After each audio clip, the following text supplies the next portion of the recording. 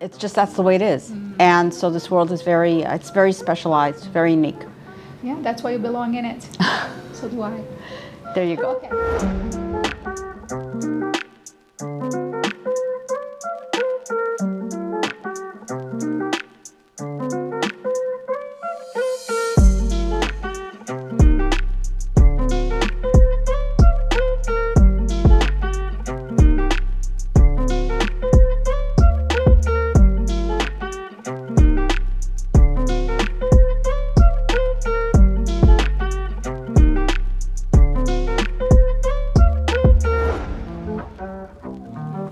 So today we are here with Millie, and Millie has been in the aviation industry for a long time, and she'll get to tell us about it.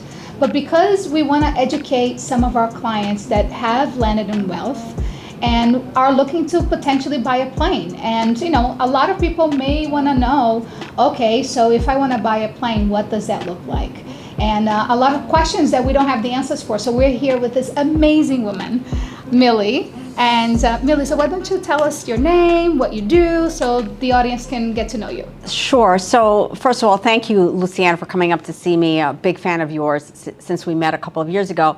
So my name is Millie Hernandez Becker, and I'm the president of Sky Queen Enterprises. I have been in the private business aviation space for about 25 years now, and I've really done everything from owned and operated aircraft to owned and operated FBOs, and also currently I'm in the aviation real estate space in developing private hangars around the country for private jets. So infrastructure now. So does that mean you've not only leased but also sold planes? Oh, definitely. So I think in my career, I've acquired aircraft for myself and also for other individuals, advised them on the purchase of an airplane. Buying an airplane is a very serious commitment. It's a very serious investment. And people usually come to that conclusion when they have either experienced terrible inconvenience and lack of access to airports through the commercial space. People don't realize that commercial airports fly to about 550 airports around the country. Business jets have access to over 5,000 airports. Wow. So it's about access, and it's about the control of your time. Okay. Well, 25 years, that's a long time. So congratulations for surviving the industry. And now when they say Sky Queen, I mean, literally, she is the queen of the sky. Do you happen to have a pilot license by any chance? You know what? I never was curious about flying. My early days were spent in airline operations at LaGuardia, and I really liked controlling things from the ground. When you see an airplane take off, whether it's commercial or whether it's private, many hands touch that flight. And I was one of those people, and I learned so much on the ground. Wow. So I thought the only person in control is the pilot and the co-pilot. So that's not the case? No, absolutely not. In private aviation specifically, there's a statistic that says that for every private flight that departs, at least 10 jobs touch that flight. Wow. From the dispatcher to the fueler to the definitely the crew, the pilots, the mechanics, the caterers, the ground transportation crews. So there are a lot of people that touch that flight. That's amazing. Okay, so the reason why I love doing business with you is because one of the things that was very important to me with my high net worth clientele was to connect them with someone that knows what they're doing, who has integrity, and who's going to give them the right advice. And I never forget when we met the first time and you said to me, okay, most people, they may get advice on buying a plane, but they may buy a plane thinking, okay, the plane can fly 4 hours when they're looking to fly 6 hours, right, and they buy the wrong plane. And I know you told me a crazy story. Yeah. And I think it would be really great to share that story with some people about a plane. So it was really actually a sad story. I think one of the most important things when you decide to buy a plane is to really examine your travel profile. Where do you have a second home? Where do you vacation? Where is your business? So those are all really important considerations. On the technical side, you want to buy an airplane that can meet those your performance criteria. And there was a client who came to me, unfortunately, from the Far East. They had purchased an airplane, great airplane, but it couldn't fly nonstop to the United States. and that's what they needed. But no one on their team asked that question, so that was a very expensive mistake. How much was that plane? The acquisition for that was a $20 million airplane, but still it did not meet the performance criteria. I mean, you would think, okay, I want to fly at least 8 hours. That's a question you would ask. But you know, I think the thing is with most buyers, especially new buyers, of which there are a lot of today, I mean, the COVID era has really made business aviation front and center. So there are a lot of new entrants into the market. And a buyer may not know to ask that question. They may assume that somebody knows that. That's why it's really important to put together a team of professionals when you're going to buy an airplane. You know, from your lawyer to your aircraft salesperson, really connect with the right people. That's great. Okay, so who is buying a private plane? Who is the profile of that person? You know, just give me an idea. So I think, you know, mostly companies now are examining the private aviation option. Certainly high net worth individuals who want control over their schedule, who want access, but also who want to minimize the touch points when you go through a commercial airport. I mean, think about it. How many people do you come in contact with? And so has the number gone up? Are people flying absolutely. a lot more? Private aviation, the numbers are definitely up. They have hit records this year. Wow. And coincidentally, conversely, the commercial airlines are down 49%. Think about it. They had to reduce their schedules. They had to lay off crew. So they ramped down. And we're feeling it today in the lack of schedules and the lack of availability of commercial flights. So it's really fueled the private aviation space now. Got it. So for someone to, I understand that a lot of companies are buying, but also individuals. So what would you say is the wealth of someone who's looking to buy a plane? So how much do you need to have in your bank account before you actually decide to buy a plane? So generally, you know, and this is very general, depending on the rule of thumb of what airplane you're going to buy. You should have a net worth of at least $30 million. And then you can start looking at the cost of the airplane is what you start with. Then you have your fixed costs, which are your insurance, your crew salaries, your hangar space. And then you have your operating costs, cost of fuel, hotels, flight attendants. So, you know, those two things can go anywhere from $50,000 a year to upwards of over $1 million a year for your operating budget. And you have to really study the numbers. Got it. What would be, you know, the price for a plane if somebody wants to start? So right now, if you can find a plane, because the pre-owned market is really, the inventory is so low right now, and orders at all the manufacturers are up. You know, you can find, or you can identify. I don't like to say find because it's not about find, it's about identifying the right aircraft. Anywhere from $5 million to up to $80 million. Okay, got it. And that's just for the purchase price. That's right, because it doesn't count everything The fixed else. costs and the operating costs are not included in that budget. Okay. Do you have to have a pilot license to buy a plane? I think it's a silly question, but I wonder. No, it's not a silly, it's a good question. You know, interestingly enough, a lot of aircraft owners do have their private pilot's license. And that's one of the things that brings them to ultimately buy a private jet. But no, I think that smart executives rely on professional pilots. Okay. So I'm not an advocate of pilot ownership for business. I think that if you're flying someplace for business, you should sit in the back and, you know, focus on what your deal is and let the professional pilots get you there safely. Yeah, that's so true.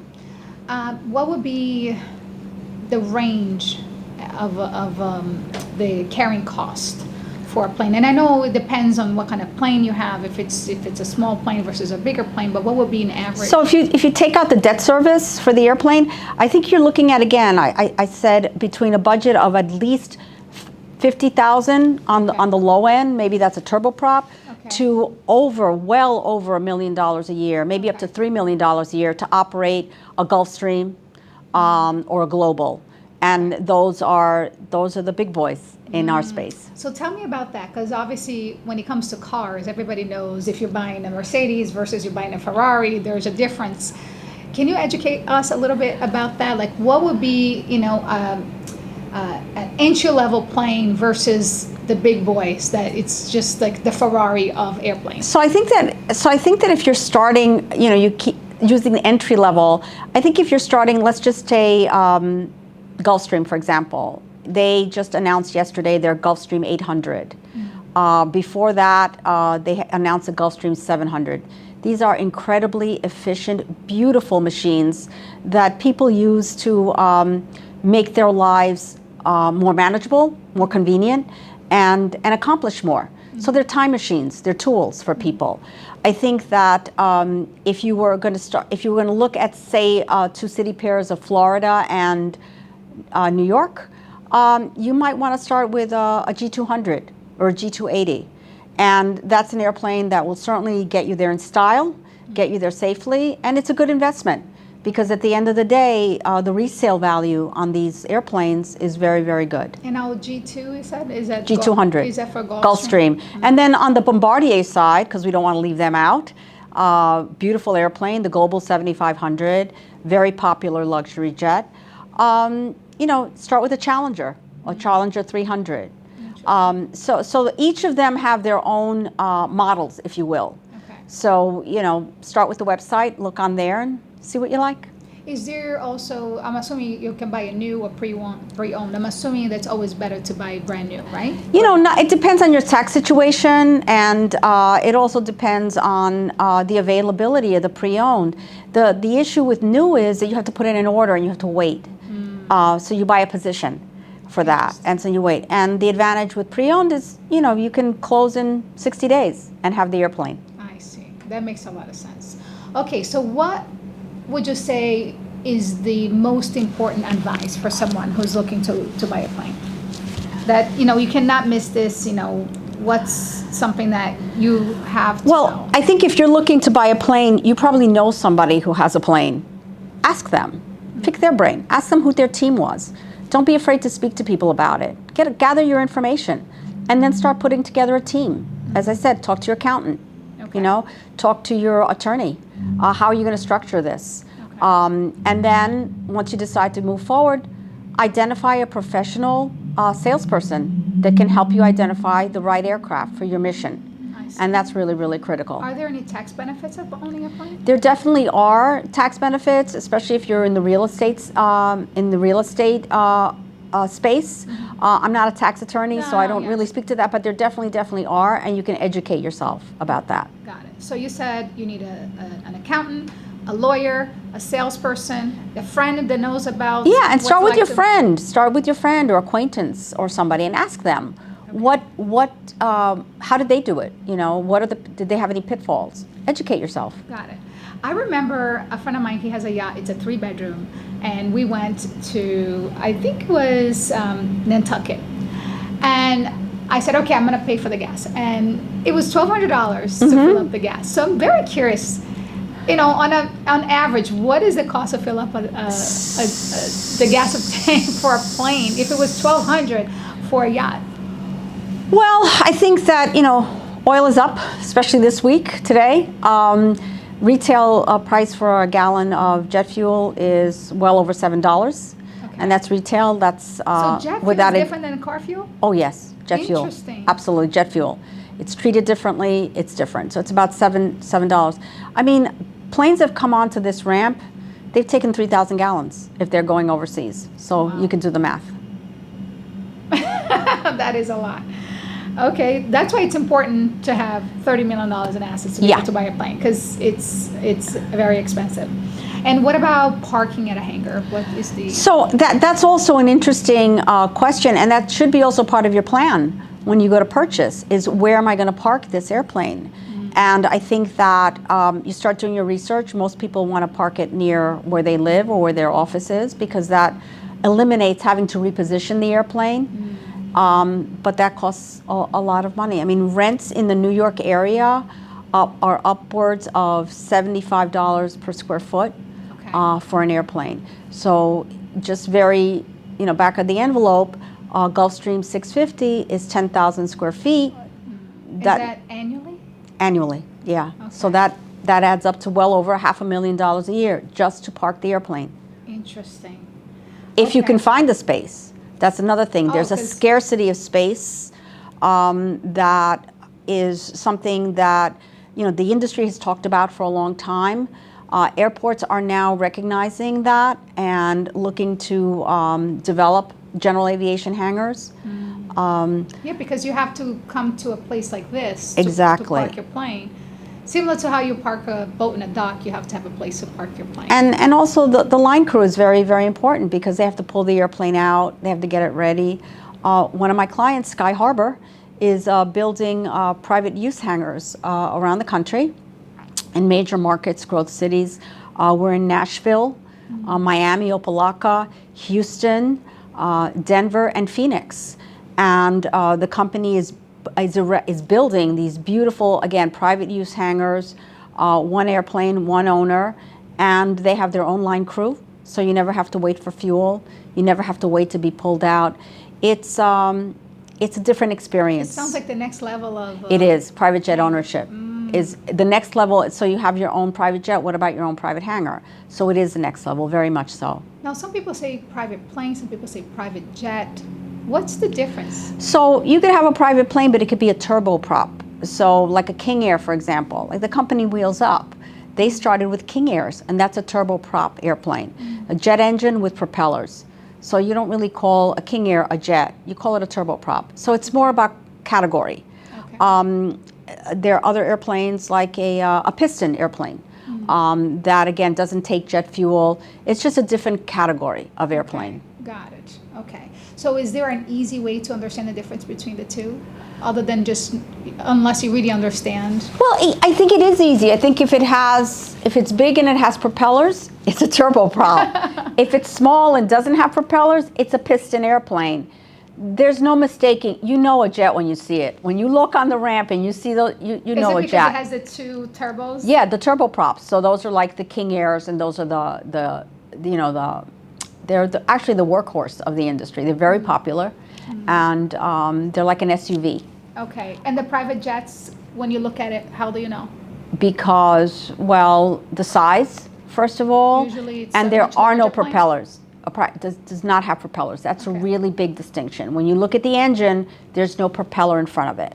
Okay. So that's how you distinguish that. Thank you. So it was actually a good question. There you go. What are you already talked about the most popular brands, which you said Gulfstream. Well, and there's also Textron, which makes the Cessna airplane, which is one of the oldest brands and one of the most reputable brands out there.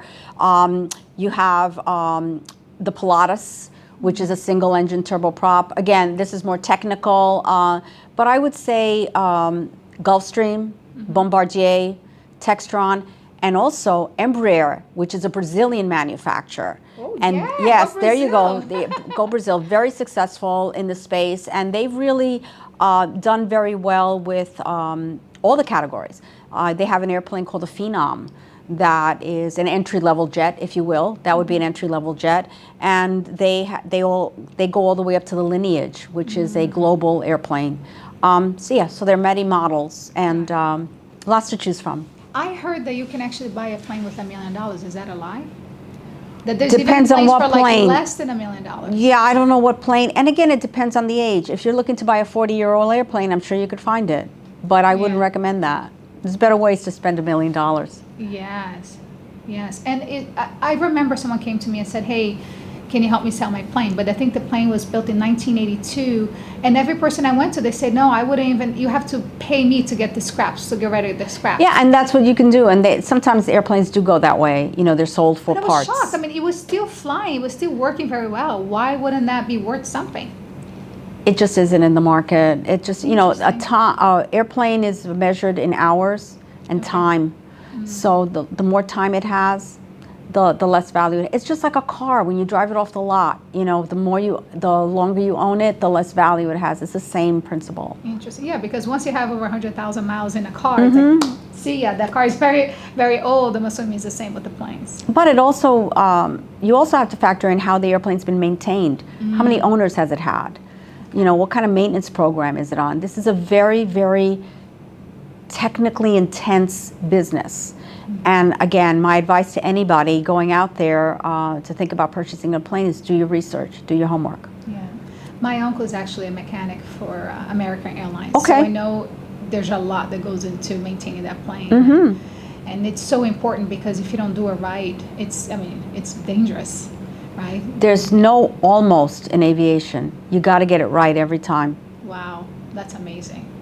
And what would you say, and I think we're almost done, but the difference between should someone buy versus should someone lease a plane? And I know there's different types of leasing. There's fractional ownership. There's also just charter, private charter. So would you educate? So that's a really good question because I typically recommend to people, I had one gentleman about 5 years ago who I worked with buying his first airplane. And I remember sitting in his office and he had the executive controller open, which is the kind of the airplane show book of all airplanes for sale. And I recommended to him that before he purchased, that he charter a little bit and charter different airplanes to get used to the, the performance and try it out, see what he likes. He said, no, I want to buy this one. And his first airplane was a Gulfstream. So it was like, okay, you do what the client wants. But I do recommend chartering a little bit. Fractional ownership is wonderful because you get the advantage of multiple kinds of airplanes and the security of knowing that they're well operated and maintained. Mm-hmm. So I do advise people to dip their toe in the water and see if you like it. If you've already done that and you've determined that you want to buy a plane, as I said, start doing your homework, put together a team, and go shopping. Got it. I love it. Now, one thing that I'm also curious about is that when I'm going around private airports, I see Millionaire, I see Signature, and I see Ross Aviation. Like, what is the difference between? Is it just a place where you find a place to park the plane? So these are companies who provide hangar space for airplanes. They'll provide basically the same thing. Fuel, that's where you buy your fuel. That's where you depart from. That's where your passengers, so there's a private terminal there. That's where the passengers depart from.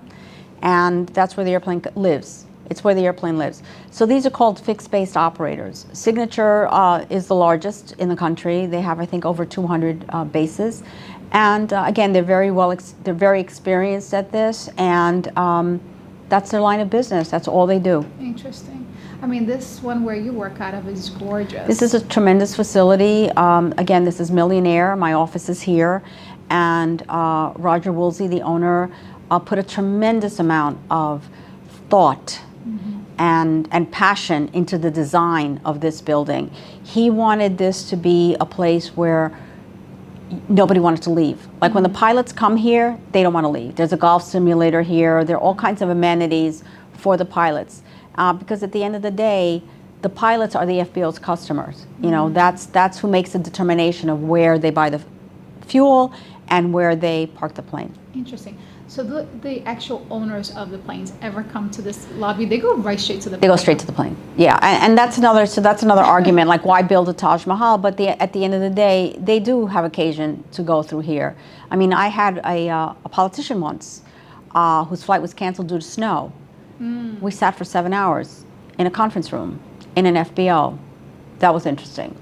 So you want it to be as nice as possible, but again, most owners and most passengers, celebrities, don't spend any time in the FBO unless they're going to the bathroom, which they do want to. Beautiful. Well, that's the reason. That's the reason. Yeah, the bathroom is really pretty spectacular here, and the golf simulator is amazing. So typically, pilots wait for their passengers. Mm-hmm. So, for example, at this airport, say somebody flies up from Florida for the day for the meeting. Where are the pilots going to go?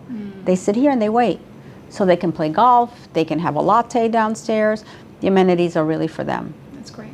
I actually looked into getting my pilot license. Remember I told you I had a That's partner right. in Fort Lauderdale? So he said to me that he has a pilot license, his daughter, his wife, everybody. He said, you must get a license.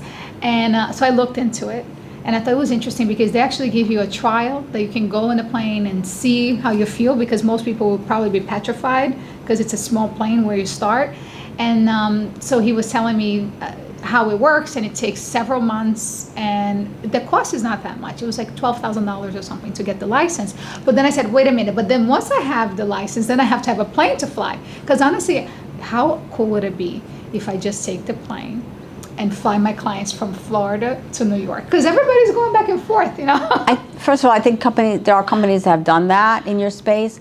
But I think one of the things about becoming a pilot is you really have to focus on it. And to me, and there's constant training. I mean, one of the things I didn't mention is when you have your crew, you send them to school every year to get rated in the airplane, to learn how to fly a specific airplane. And for the Gulfstream, the G650, what they call a type rating to get qualified in that airplane is $150,000 for one pilot, and you need two. So think about it. Just think about that. So, you know, flying is definitely a profession. It's one that shouldn't be taken lightly. Yeah. It's one that is very critical to the industry. And, you know, most pilots are very professionally trained and love what they do. That's certainly what we hope. I mean, you don't want to do this as a hobby. Well, that's my point. Yeah. You know, if you're going to do it as a hobby. But that, you know, on the other side of that, there's plenty of doctors, lawyers, professional people who do it for fun and have their own airplane and fly to the Hamptons for lunch or go to Nantucket for the weekend on their own airplane. There are plenty of general aviation users like that. Okay. That would be probably on the bucket list then. But not to fly my clients. Listen, I'd much rather sit in the back and just relax and check my emails. There you go. But that's great. Do you still have a plane? No, actually, no. I transitioned out of the air charter business in 2018. Okay. And I'm fully focused on the airport real estate development side and on the hangar space side. I think that'll be, you know, that's the chapter that I'm in right now. And it's great because it's exposing me to the construction side of it, the real estate side of it. And I still get to keep in touch with my friends in the industry and be a resource for them. I mean, I got a call yesterday from an aircraft management company in San Francisco looking for hangar space for 2 airplanes in the New York area. So I like to help them. That's you know, great. it's, yeah. Great. All right. Anything else that you think we should know or you would like to share? I just think to stay tuned. I think this industry has a glorious past. I mean, when you think about the Wright brothers, you know, where it started in America, and, you know, coming up to Amelia Earhart, the pilots of today. And one of the things that gives me so much joy is when I do fly commercial, because I fly commercially, I see young girls in, you know, who are pilots in command, the PIC, and that gives me a tremendous joy to see that. I have not seen a woman pilot yet. Oh, I have. I've seen a couple, and But especially in they're this flying industry, commercial or private? both. They're flying both. I've seen both, and I think that gives me a lot of joy.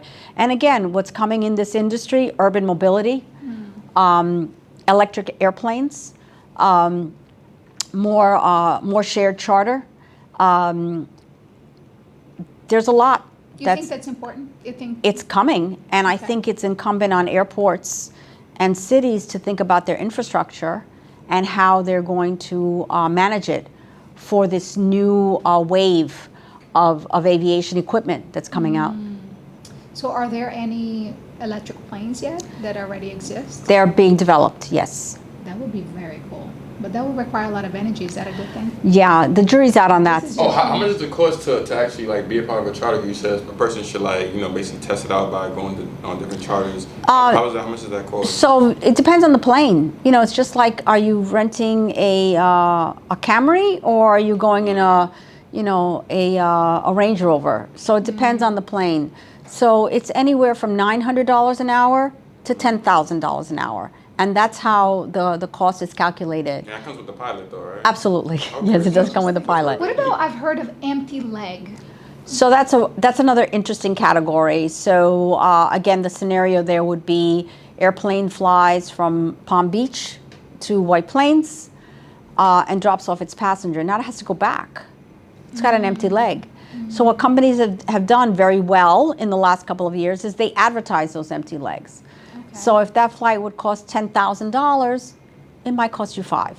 Interesting. So that's an empty leg. So that's an advantage of that. So people are marrying empty legs with demand. I have a concierge service that I use, and they have actually, there's an application, and I go if I need a dinner reservations or if I want to fly private, and there's actually one section that says empty legs. Yes, yes, very That's popular. one platform. Is there like applications or platforms that you can go to find? You know, this? there are many of them out there. I don't want to mention anybody because I don't want to really endorse anybody, but there are many of them out there. And, you know, typically I would start with your local management company. You always want to start with the company that's in your backyard because that's where the planes are. Their planes are. And you don't want to pay somebody to come from another airport to your backyard. So start with the people in your backyard. So meaning like where you work In this right now? area, yeah. See what who the management companies are and ask them. Tell them you're interested in empty legs. Or again, go online. The internet is a wonderful source for that. That's so true. That's great. Wow, this was amazing. There's so much information out there that we just had no idea. But, you know, huge takeaways, amazing information. So thank you so much. Oh, you're for your so time. welcome. Thank It's you so my much for pleasure. watching. Thank you And, all. We're going to put Millie's information on the bottom. So if you like the information you see, please hit the like and the subscribe button. And I look forward to seeing you soon. Mwah, mwah. So wonderful to see you. Now we have to